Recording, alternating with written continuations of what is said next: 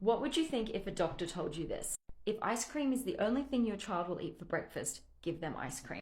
In case you're new here, I'm Talia. I'm a pediatric dietitian. I work with and specialize in extreme picky eaters. As someone who sees this type of thing all the time, I definitely have opinions and I am going to share them later in this video.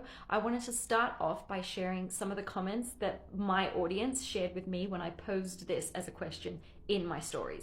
So this was the first comment somebody had put here, which was, that's what our doctor said, that's what we did, and now we have an 8-year-old who only eats 7 foods. I want to point out that a child who's eating less than 20 foods, that's a red flag, and if your child is also not eating a variety of foods from all the food groups, that's another red flag. And the reason for that is because it's not possible for a child to be getting all the nutrients their body needs from less than 20 foods, and if they've excluded an entire food group or they're not eating much variety from multiple food groups, that's a problem. So for example, if your child eats chicken, but they don't eat any other, it doesn't even have to be meat. If they're not eating legumes, nuts, seeds, tofu, things like that, to give them a variety in that food group, that's a problem. So if your child eats one kind of vegetable or 2 kinds of vegetables, that's not variety. So that's my biggest concern with advice like this, is that you'll end up with parents who say, oh, okay, the doctor told me it's okay to do that, so I'm going to do that. And then you fall into this pattern where now you have a child who's quite old, 8 years old, and they're reduced to only eating 7 foods, which is when it becomes a problem socially as well. Like this kid has to go to school, they have to eat with their friends, they might go to a friend's house, going out for dinner. That's something that now impacts the child at a social level and also the family at a social level. The next comment I got was about ice cream being a good source of calcium. Okay, so yes, it does have calcium in it.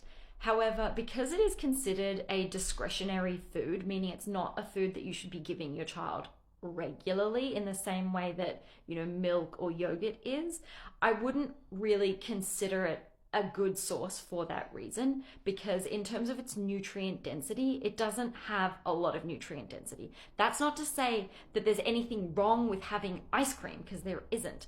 Another comment on here said that it's fine to have ice cream for breakfast. It's a social construct that we don't eat ice cream for breakfast, and I absolutely agree with that. If your child, and I've worked with children who are like this, who the first thing they ask about in the morning is, can I have ice cream today? If your child has that level of fixation on something, allowing them to have it at any time in the day, not all the time in the day, as in letting the child decide, would you like to have that for breakfast today, for morning tea, for lunch, or for dinner, or for afternoon tea? Letting them pick is totally fine. Just because we don't typically eat it for breakfast, there's nothing wrong with actually eating it for breakfast. The second part of this, what I'm going to say is a little problematic here, is just the mindset of thinking that they need to burn off sugar. Your body is able to utilize energy from any food at any time of the day. Your body needs energy to sleep. You're respiring, you are breathing, your heart is pumping, your muscles need energy to stay alive. So even at nighttime, you are still utilizing energy.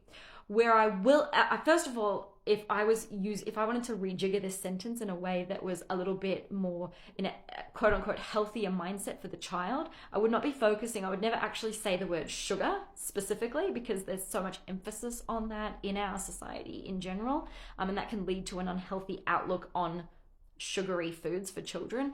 I would look at that and say, you know what, having it earlier in the day is a really good thing. I would say, one, because it means that we get to brush our teeth right after breakfast, so that helps keep our teeth optimal and happy, and it also means that you have lots of energy to go and do whatever activity you're doing right after breakfast. I do agree that it's a good idea to have, if you are eating something that does have quote unquote sugar in it, to have it earlier in the day. It's not the end of the world to have it at night, but it is a good way to look at it, that they're able to utilize that energy right away rather than going in and sitting down or going to bed. The second thing that was in here was that you've got to pick your battles, and that the bigger deal that you make of it, the more pushback you're going to get. I don't disagree with that either, and that's where, when I said earlier on that a child that's really fixated on something, allowing them to decide if they want to have it in the morning is actually a good thing, because you're right, it gives the child that power. It's not making a big deal out of it. So if I'm going to share my opinion and how I feel about a doctor telling a parent to allow their child to have ice cream for breakfast if that's all they'll eat, the context of that's all they will eat, that is the problem. There's nothing wrong with giving your child ice cream for breakfast, especially, like I said, if it's something that the child is quite fixated on.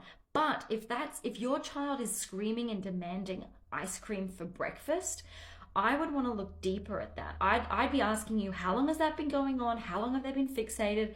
Are they only eating ice cream? Have there been major shifts in other things that they're eating or not eating lately?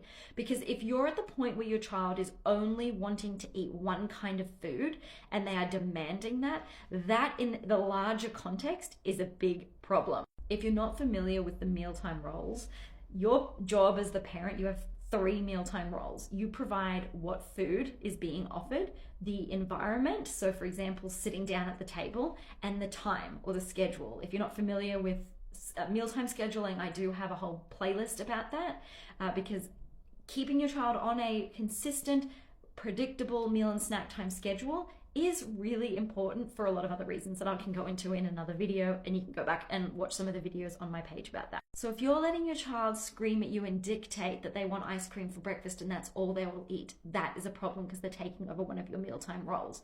And if ice cream is the only thing you're offering to them, that's also a problem. So if I was doing this, which I have given my children, sweets or whatever you want to call them for breakfast, because that's part of just normal living sometimes, and it also helps reduce the fixation on those foods.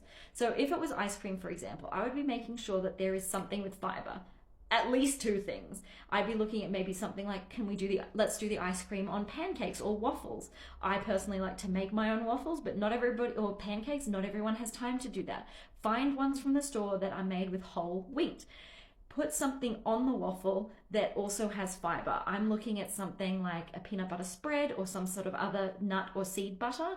You can also put something like chia seed sprinkles or something, because now you're adding fat, you're adding protein, and you're adding a long-lasting carbohydrate with fiber. I'd also be looking at adding some fruit in there. So now we're covering several different food groups. We're covering multiple different macronutrients, so the fats, the fiber, to give a well-rounded breakfast. So never should. I'm always looking at, do we have at least 3 different food groups here to cover our nutritional bases from both the macronutrient and micronutrient point of view? If you've got a child, really this is important for every child, but having something at every meal or snack opportunity that has iron in it. So in this case, for example, it could be the nut butter that you're putting on top of the pancake. If you've made the pancake with whole wheat flour in it, or something that is a whole grain, there will be fiber. There will be, in addition to fiber, there will be some iron in there too. So that's what I would recommend if we're talking about ice cream for breakfast, to give more of a context as to how to do it in a way that is not going to impact your child's 1, nutrition, and 2, picky eating.